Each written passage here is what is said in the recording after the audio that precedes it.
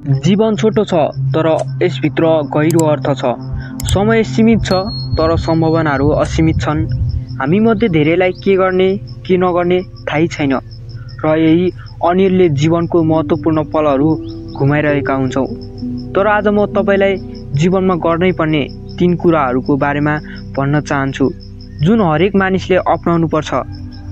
Number 1 मा रहेको छ आफैलाई चिन्नुहोस्।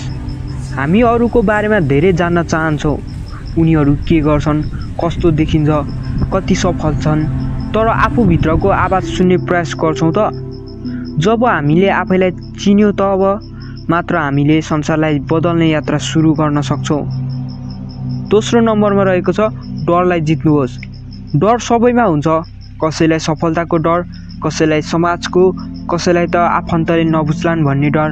तर सम्झनुहोस्, डरलाई जित्ने साहसले मात्र इतिहास लेखिन्छ। हामीले गर्ने काम सानै किन नहोस्, यदि त्यो डरलाई जितेर गरिएको हो भने त्यो काम विशेष हुन्छ। किनभने डरले हामीलाई रोक्छ तर साहसले जगाउँछ। तेस्रो नम्बरमा रहेको छ दिन सिक्नुहोस्। हामी सधैँ लिन खोज्छौँ माया, पैसा, सम्मान, सफलता, तर जीवनको सबैभन्दा ठुलो शक्ति दिनेमा छ। एउटा माया भरेको मुस्कान दिनुहोस्, कसैलाई समय दिनुहोस्, सपनाको बाटोमा कसैलाई साथ दिनुहोस्। दिन थालेपछि जीवनमा पनि तपाईलाई दिन सुरु गर्छ। कसैको जीवन सजिलो बनाउनुहोस्, त्यो तपाईको जीवनको सबैभन्दा ठुलो सफलताको सुरुवात हुनेछ।